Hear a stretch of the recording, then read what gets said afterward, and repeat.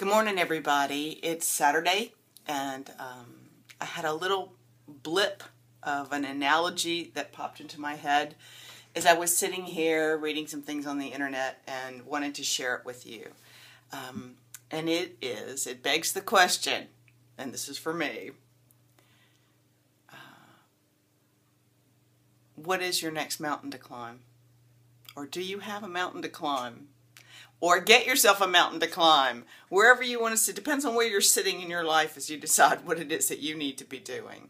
And my thought about this mountain to climb is, you know, when you're in the weight loss phase, after gastric bypass or any of your weight loss surgeries, you definitely there's a mountain to climb. And you have the steps that are very specific that lead you to the peak. And, you know, if you want to say when you reach that number or you reach that healthy place or you reach the place that you've decided upon and you're there, you're at the peak. You have reached the peak. You have scaled the mountain, and at every level you pick up, you know, and to reach that peak you have picked up skills, skill sets and tools and applied them. I'm sorry this is so weird. Let me try it over here. Yeah, let's just do this one instead. It's still not very good. Okay, so skill sets,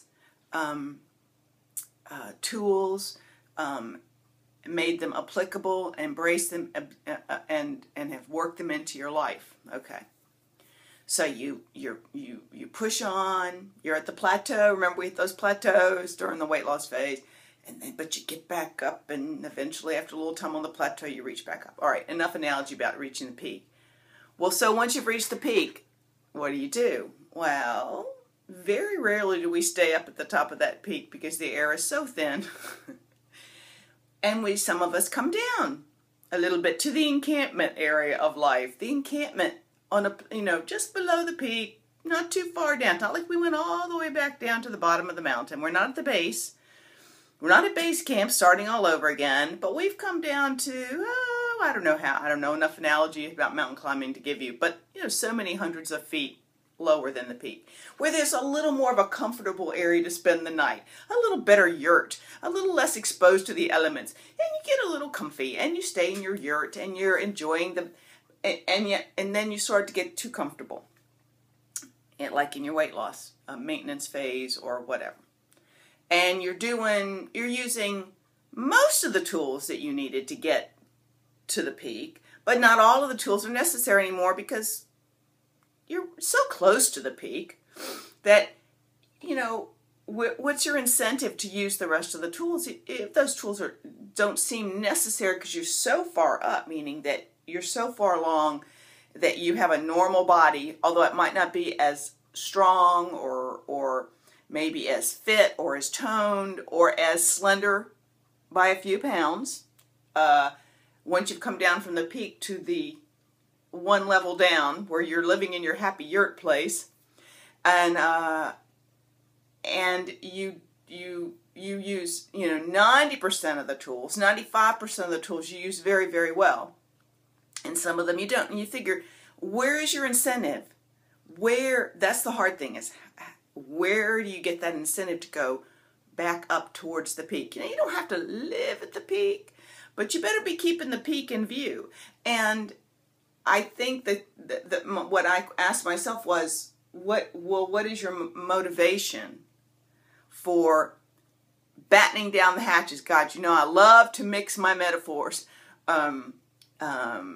Cinching up that rope, getting that thing together, to start to go back up and to refine some of the tools that you haven't used in a while, or to pick up the tools that you haven't found. Because let's face it, when you look out over the valley from the mountain, the view from the one little level down in the yurt land where you're living in the yurt is almost as wonderful, and actually seems perfectly fabulous, as the same view you're getting from just a few more hundred whatevers up to the very pointy top.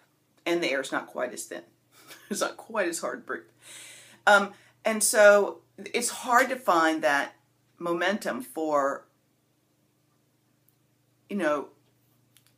picking up those tools again, sharpening them, cleaning them, getting the cleats good, because you don't need the cleats to walk around on the plateau, quite the same as you need the things in the shoe. I mean, I know nothing about mountain climbing, can you tell? If I knew something, I would be using much better explanations for the things you need to climb the mountain. Your little hooky-doo and your ropes and whatever. So anyway, I tried to do this for myself thinking, okay, so what are you going to do, Sally? I'm going out of town for a few days, and when I come back, my plan is to really, I'm going to examine today, but I'm going to have a plan that when I come back, that I'm going to visually see that the things I'm going to pick back up and put back in my life are the things that will lead me back up to a little sharper place, a little sharper place. This is good, and we can go through our lives as regular old normal people and not feel funny. But for me, when I see myself slipping down the edge a little bit, my body deteriorating a little bit, more than a little bit, it's a little bit of a wake-up call. It's not even about the scale, because I'm not really using the scale anymore in the same way. I'm trying to just live right, but that's still not enough. I have not done body pump like I used to, and I didn't realize until I stopped doing body pump, and I did it faithfully, religiously, when I was in the losing phase, and it had a major impact on how my body turned out. And I did not realize what it would have been like if I hadn't done it. Well, here it is. I haven't done it as faithfully. I've kind of gotten into the riding the bike thing, and I'm thinking, oh, well, you're moving your thighs, and that's good. Moving your thighs, that's aerobic, and you're moving your thighs, and that'll mean you're, whatever, your legs will be good. But it's really, my butt is dropping, my thighs, they're definitely, the saddlebag things just get lower and lower and lower. Now, that's age, that's no elasticity, but, and it's that little bit of extra weight gain. But I know that if I did the toning, and I have to show you this. Wait, I have to show you. I'll be right back.